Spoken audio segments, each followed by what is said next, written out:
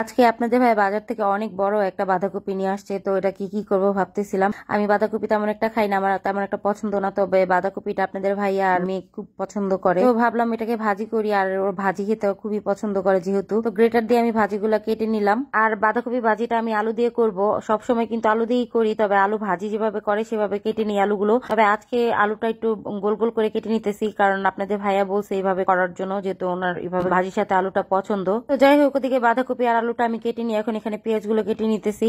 আর এখানে আজকে একটু বেশি করে পেঁয়াজ কেটে নেব। তো আমি কিন্তু প্রতিদিন পেঁয়াজ কাটি না, তো আমার দেখা গেছে সপ্তাহে বা 5 দিন পর 4 দিন পর এরকম পেঁয়াজ কাটা লাগে। তো আমি এইভাবে করেই বেশি করে একবারে পেঁয়াজ কেটে একদম বক্স করে রাখি।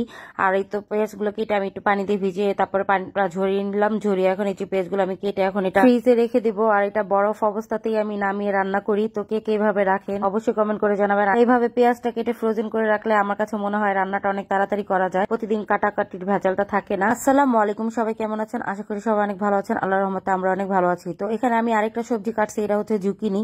তো আমার কিছুদিন আগের একটা ভিডিওতে দেখছিলেন এই সবজিটা নিয়ে আমি কথা বলছিলাম। তো এটা অনেক শক্ত থাকে, ভাজি করতে গেলে অনেক কষ্ট পোহাতে হয়। তো আজকে যেহেতু অর্ধেক ছিল, তো ভাবলাম এইভাবে কেটে পাতলা করে কেটে তো আমি ভাজি করি। এইদিকে বাঁধাকপি আর আলুটা ধুয়ে আমি একদম পানি ঝরতে দিছি। পানি ঝরার পরে এখানে জুকিনি ভাজিটা শেষ হলে তারপরে আমি বাঁধাকপি ভাজিটা বসাবো। তো এই জুকিনি ভাজিটা আমি এখানে লাল লাল করে ভেজে নেওয়ার পরে এখানে পেঁয়াজ মরিচ ভেজে নিতেছি।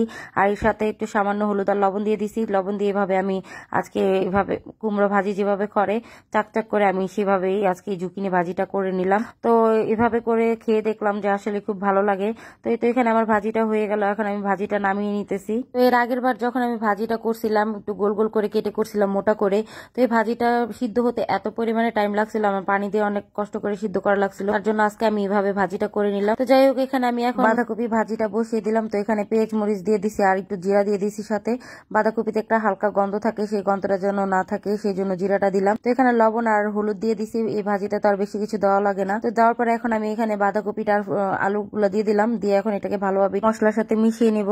আর এইভাবে বাঁধাকপি ভাজিটা কিন্তু আমার মেয়ে আর আপনাদের ভাইয়া খুবই পছন্দ করে। আর এই ভাজির সাথে কিন্তু আমি ডিম দেই, ডিম না দিলে কিন্তু খেতে তেমন একটা ভালো লাগে না। আর আমি এইভাবে আলুটা কেটে কখনো ভাজি করি না, আমার কাছে তেমন একটা ভালো লাগে না, এমনিতে বাঁধাকপি তেমন একটা ভালো লাগে না। তো যাই হোক, আজকে যেহেতু ভাইয়া বললো এইভাবে ভাজিটা করার জন্য, তো আজকে এভাবেই ভাজিটা করে নিলাম। তো এখানে ভাজিটা আর কি সিদ্ধ হয়ে আসার পর একটু লাল লাল হওয়ার পরে আমি এখানে একটা ডিম দিয়ে দিলাম।